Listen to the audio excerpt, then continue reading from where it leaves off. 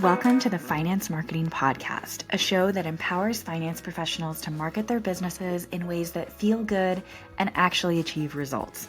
I'm your host, Hillary. I've been working with folks in financial services to develop marketing strategies that work and create results-oriented marketing content since 2020. And I've learned a lot about what works in finance marketing, what doesn't work, and where financial services pros get stuck. Join us each Friday as we explore real, effective ways to market your finance business and connect with folks who truly embody your ideal clients. Hey listeners, Hillary here again this week with part 2 of our mini email marketing series. So last week we covered everything that you need to know about building a qualified email list from scratch, from creating an irresistible lead magnet to promoting it effectively to the right people. If you missed last week's episode, I highly recommend going back to listen before diving into today's content, as we are picking up right where we left off. So today in part 2, we're focusing on what to do with your list once you've started to build it. Because having a list of subscribers is one thing, but turning those subscribers into engaged prospects and ultimately paying clients is another skill entirely. So once you've started building your list, the next question that most financial professionals ask is, how often should I email them and what kinds of things should I send?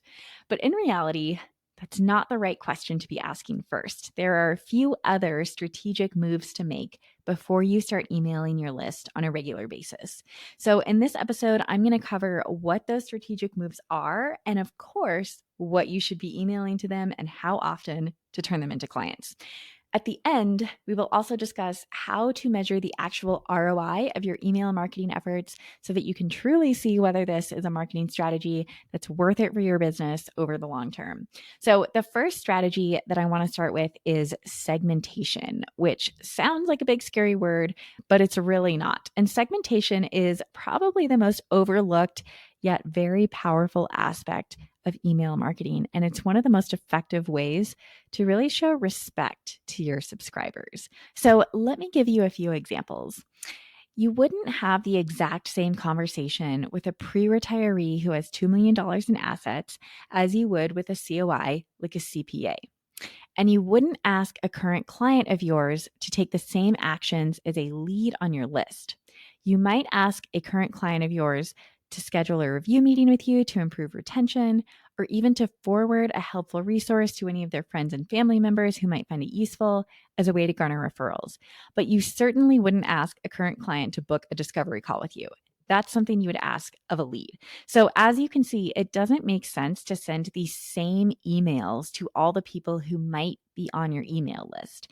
So segmentation is simply the practice of dividing that email list into more targeted groups based on specific criteria so that you can send more relevant content to each group without overwhelming them with content that's not relevant to them. So, in last week's episode, I mentioned a couple of former guests on the podcast who had all talked about email marketing in some way. One of those guests was Dave Armstrong of Monument Wealth Management. If you haven't listened to his episode, his is a really great one to see how a financial advisor and his team actually use email marketing. And during that conversation, he shared a really brilliant and simple approach to segmentation. His firm divides their email list into 3 distinct segments: clients, prospects, and advocates, also known as centers of influence. So for each segment, they tailor or tweak their content specifically to address different needs and pain points. And Dave explained that, sometimes he and his team write an article that would be particularly valuable to the CPAs on their list, but not necessarily to their clients or their prospects. So by segmenting their list, they can send that content only to the professionals who would find it relevant rather than blasting it to everyone and ultimately kind of eroding at the trust that they're building with their subscribers. So this targeted approach, it not only strengthens referral relationships with those centers of influence, but it also ensures that each subscriber receives only content that is valuable to them. And what I just really love about this approach is that it's simple. Dave doesn't overcomplicate the segmentation process. He's not trying to overdo it. He's able to segment this list pretty easily. So let's talk about how to implement segmentation in your own email marketing. I have 3 practical approaches that I want to share with you.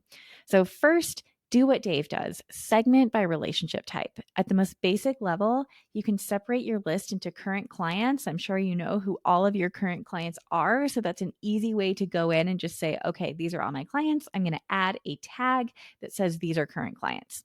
You can also, if you want to, segment your list by former clients, by prospects, and by centers of influence. And this alone will dramatically improve the relevance of your communications. So for clients, focus on education about additional services, market updates relevant to their portfolio, and exclusive events or opportunities for them. I know that the overall goal is to increase retention, keep those relationships strong, and maybe to elicit referrals from them in some strategic ways. For prospects, you want to emphasize your expertise. You'll want to share client success stories when you can. You'll want to share educational content that showcases your approach and give them lots of opportunities to get to know you and to build trust in you. And then for centers of influence, you want to share content that they can pass along to their clients, industry insights that help them in their business, and opportunities for collaboration. So you can increase and strengthen those types of referral relationships as well.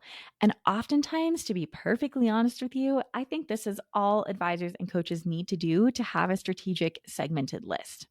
Now, of course, you can get more in the weeds if it makes sense for your business. And I am going to share some ways to do that because I think it's fascinating.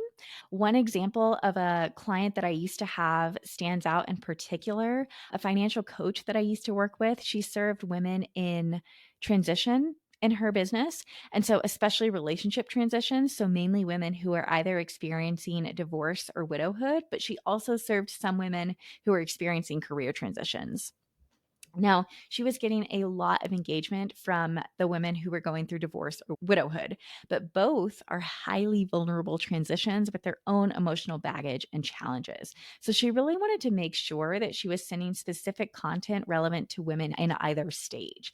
So by segmenting her list accordingly, she was able to spend divorce specific content only to that segment and loss specific content to widows, which resulted in higher engagement rates compared to when she sent general women in transition content to everyone, including those who were just experiencing career transitions. And the way that she did this was she created two versions of her lead magnet, one for divorcees and one for widows, so that she could start to segment that list over time.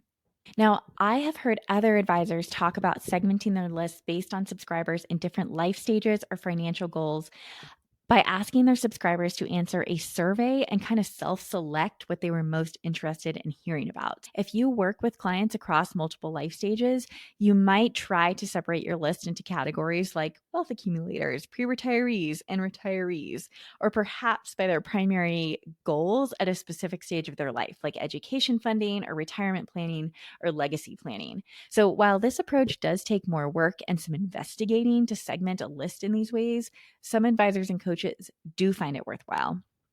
And then, third, you can also segment a list based on engagement levels. So, most email platforms allow you to easily identify your most engaged subscribers based on those who consistently open and click your emails versus those who rarely engage. This allows you to send special offers or invites or opportunities to your most engaged subscribers while perhaps sending re engagement campaigns to those who haven't opened your emails in a while. Now, I can already hear what some of you are thinking. This sounds great, but I barely have time to create one email newsletter, let alone customized content for multiple segments. And I get it. That's a really valid concern. The good news is that you don't need to create entirely different content for each segment. Oftentimes, it's as simple as tweaking the introduction paragraph or changing the call to action based on which segment you're sending it to. So start small with just 2 to 3 segments of your email list. The prospect advisor COI segment is my favorite place to start. And then you can expand and add more nuance as your list and capacity and possibly your budget for outsourcing grow.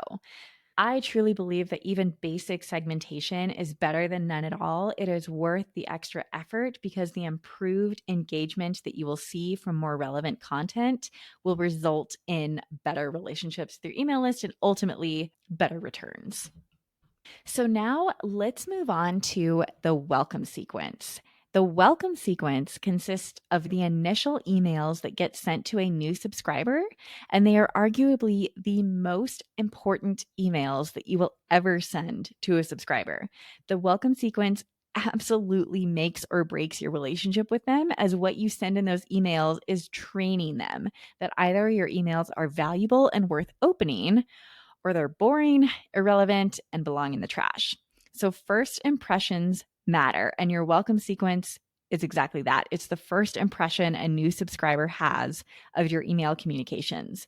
A well crafted welcome sequence can set the tone for your relationship, establish expectations, and even fast track prospects to becoming clients if you do it right. So, what exactly is a welcome sequence? A welcome sequence is simply a series of automated emails that are triggered when somebody joins your list. Most advisors and coaches I work with find that a sequence of 5 to 6 emails spread over 1 to 2 weeks works well. And I think it is really important to have a different welcome sequence based on how somebody enters your list. So if you have 2 lead magnets, you need a different welcome sequence for each lead magnet. If you have a newsletter opt-in form, you need a welcome sequence for that newsletter opt-in form. Let me walk you through what an effective welcome sequence might look like for a financial advisor. Or coach. Email number 1 should be sent immediately after somebody subscribes. This is where you deliver your lead magnet if they signed up for one, you welcome them into your community, and set expectations for what type of content they will receive and how often they'll receive it. This is also where you build immediate credibility and begin to establish a relationship.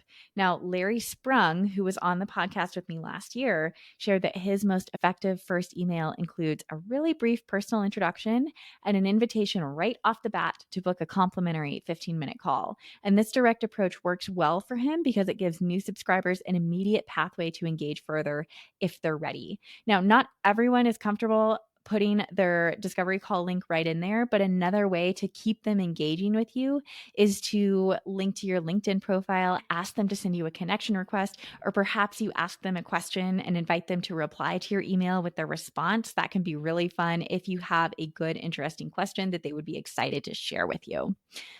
Now, email number 2, which you might send 1 to 2 days later, should address a major pain point for your ideal client. So if you work with pre-retirees, maybe it's addressing their fear of running out of money.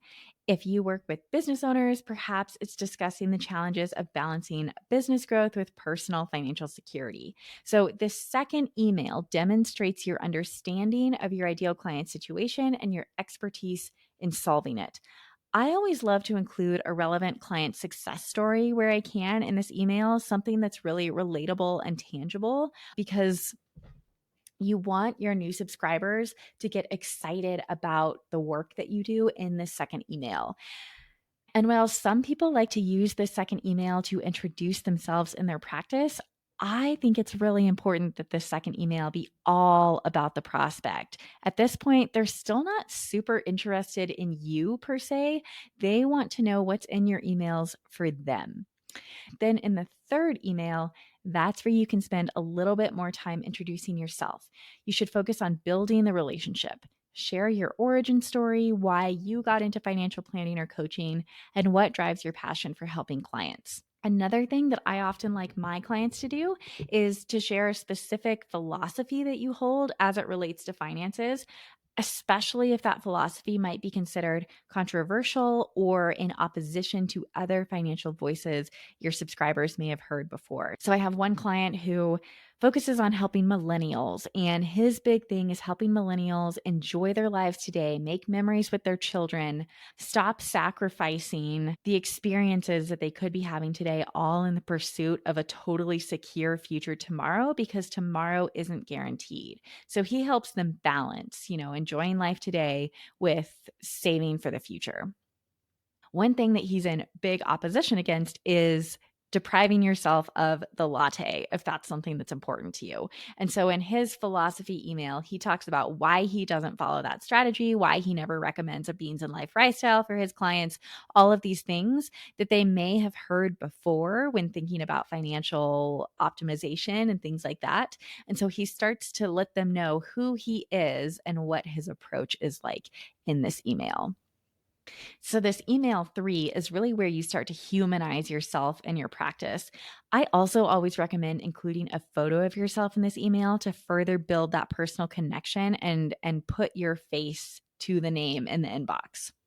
Now, email 4, coming again 1 to 2 days later, is where you can share something of value in kind of an educational aspect. So, a financial planning tip or strategy that your audience may not have heard before, something that's quick and actionable, something they can do on their own.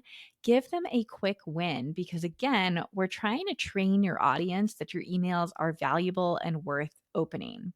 And then finally, email number 5, which is sent again a few days after the fourth email, it should include a soft invitation to take the next step. So whether that's booking a discovery call or attending a webinar or downloading another resource, this doesn't have to be a hard sell, but you do want to have an invitation for those who are ready to move forward. Then, if you're able to use testimonials, that's what I like to include in a possible sixth email in the welcome sequence. So, of course, not all financial advisors are able to use testimonials yet because of compliance. Fingers crossed that will change. So, this email is optional. But if you are able to use testimonials, this is a really great way to show your new subscribers the difference you've made in your clients' lives straight from their own mouths. And then at the end, including another invitation to book a discovery call with you. Now, one thing that a lot of people wonder is, okay, how do I actually create this automation? And the good news is that most email platforms like Mailchimp or Kit or Constant Contact, they make this process relatively simple. You write the emails once, you set up the automation, and then every new subscriber automatically receives this carefully crafted sequence. What makes a welcome sequence particularly powerful is that it allows you to make a strong impression when a subscriber's interest is at its peak. It's not like they download your lead magnet and then they don't hear from you again for another month. They've just joined your list, they're curious about you, and they're actively paying attention to your emails. And so, this is your opportunity to convert that initial interest into a deeper relationship. And here's a little pro tip: even if someone doesn't immediately book a call or take you up on your offer, a well crafted welcome sequence plants the seeds for future engagement. When they do eventually have a financial need or a question, you'll be top of mind because you've already established the relationship and sent them emails that are memorable and that resonate. So, once your subscribers have completed your welcome sequence, and there will be subscribers who complete your welcome sequence, don't book a call yet, but are still qualified leads, then it's time to transition them into your regular email nurture strategy. This is where you maintain and deepen the relationship over time. So, from what I've seen work best in financial services, emailing once every week or maybe every 2 weeks really hits the sweet spot. This keeps you top of mind without overwhelming subscribers and yourself. But there's no one size fits all approach here. If you need to start with once a month, that's fine. Sonia, who I shared examples of in part 1 of this mini series, found that mailing her list every 3 weeks seemed to work really well for her audience and for her. She felt that this particular rhythm kept her top of mind with them, but also respected their inbox space. So, as for content, the key is relevance and value. Your emails should either educate your audience about something they care about, so you want to stay away from generics. You want to entertain them and send content that resonates with them in a way that builds connection.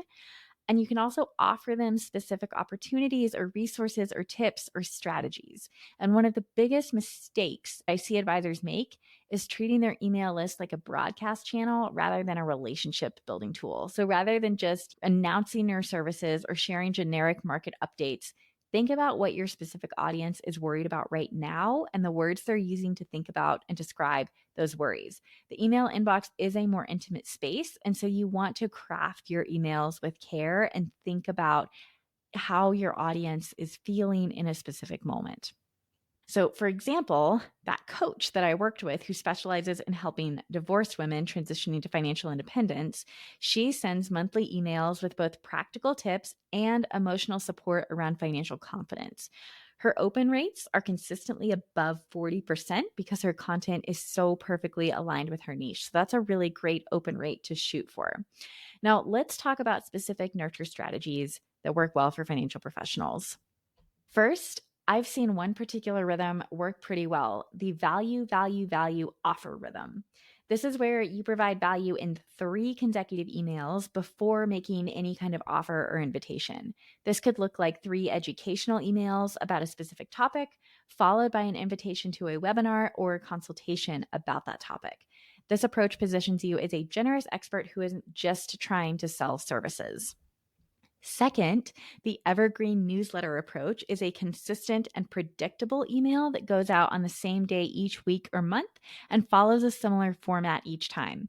It could include a personal note from you, or a market insight, or a client question that you've answered recently, alongside an invitation to reach out. So the consistency builds a habit in your subscribers to look for and open your emails. And these newsletters really don't need to be lengthy to be valuable. One of my favorite newsletters that I opened religiously for a few years was James Clear's 321 newsletter that got sent out every Thursday. In it, he included 3 small ideas from him, 2 quotes from others, and 1 question for subscribers to ponder. This newsletter was brilliant, and I opened and read it every single week. And so if you have something like that, that can be really, really effective. Third, the educational series approach. So, similar to what I'm doing with this 2-part podcast series, you could create a 3 or 4-part email series that does a deep dive on a specific topic relevant to your audience. This approach positions you as a subject matter expert while providing substantial value to your subscribers. And then finally, this last strategy is something that Taylor Schulte, who has built a 7-figure advisory firm largely through content marketing, shared with me that he uses, and it's what he calls trigger campaigns.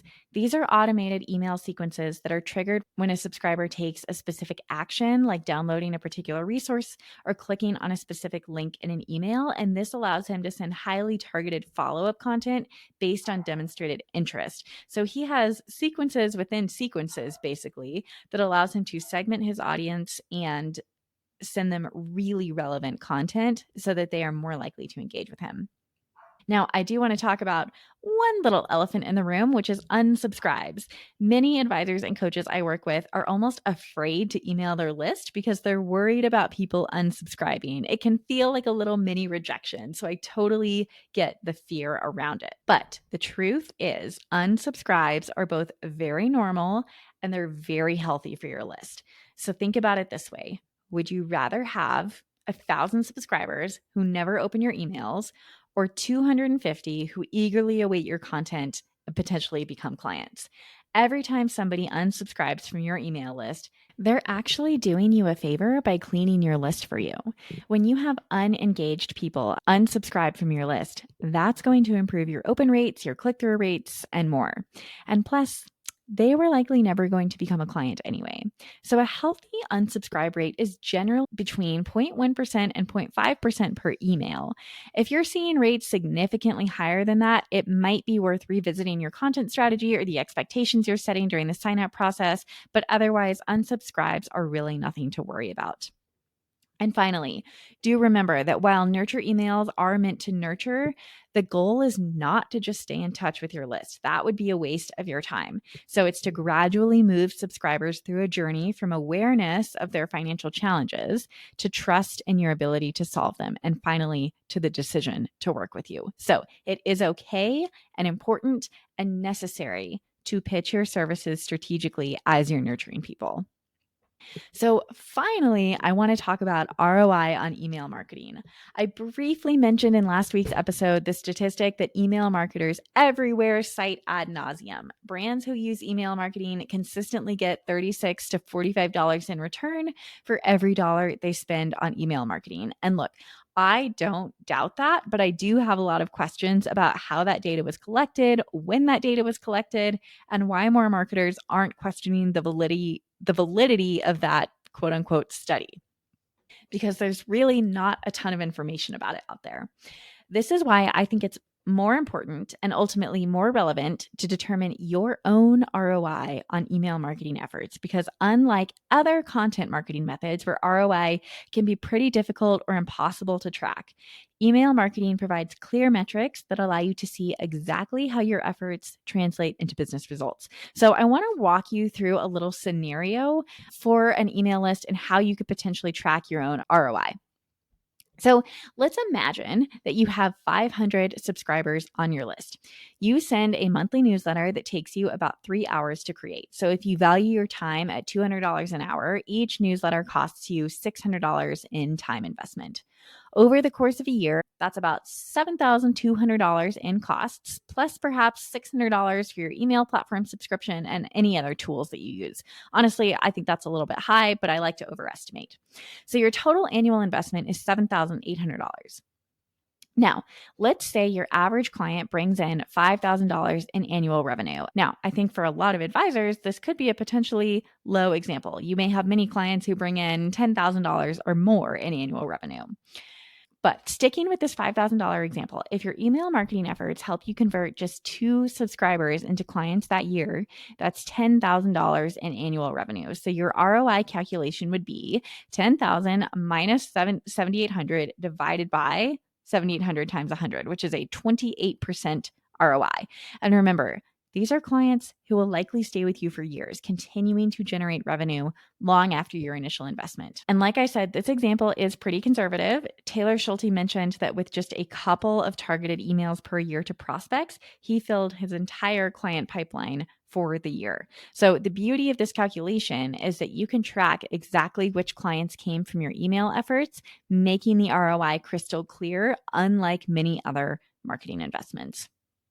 So, how do you know which clients came from your email marketing? Here are a few tracking methods.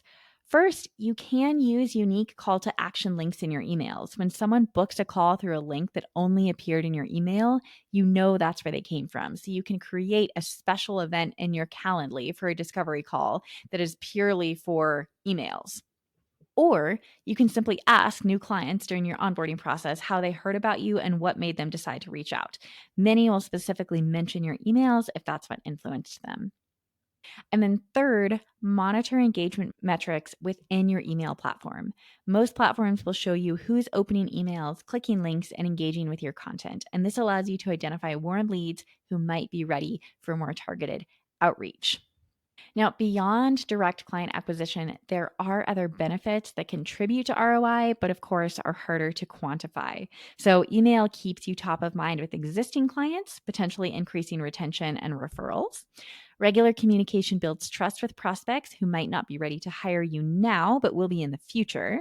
And your emails may be forwarded to friends or colleagues, extending your reach beyond your subscriber list. So, one advisor I work with recently discovered that his email newsletter had been quietly influencing them for over 2 years before they finally reached out.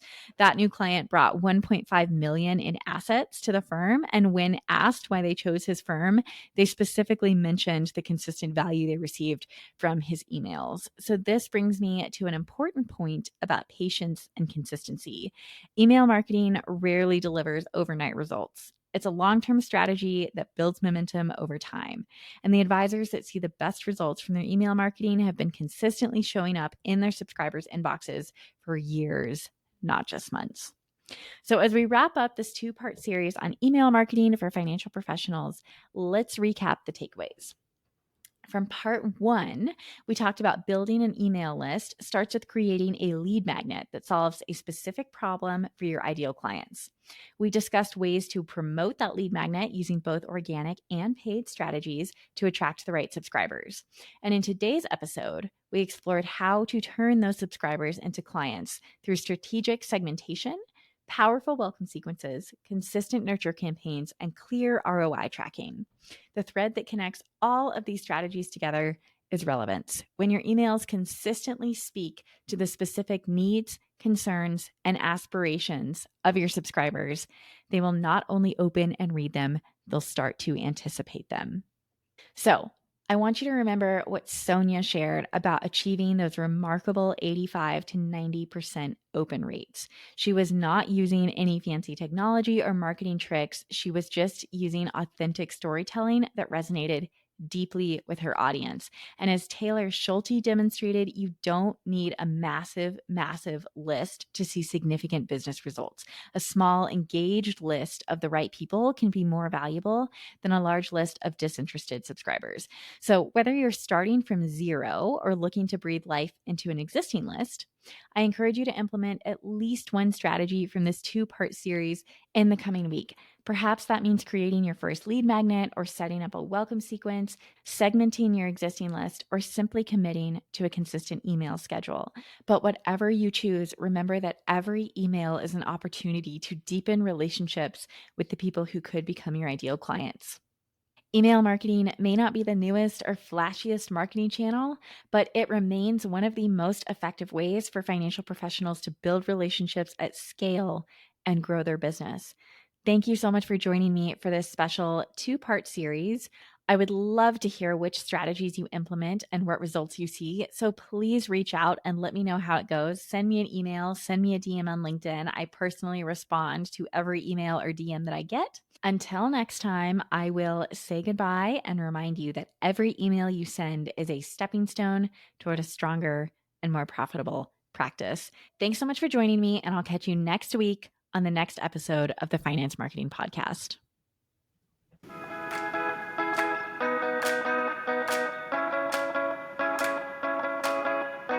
Thank you so much for joining us on this episode of the Finance Marketing Podcast.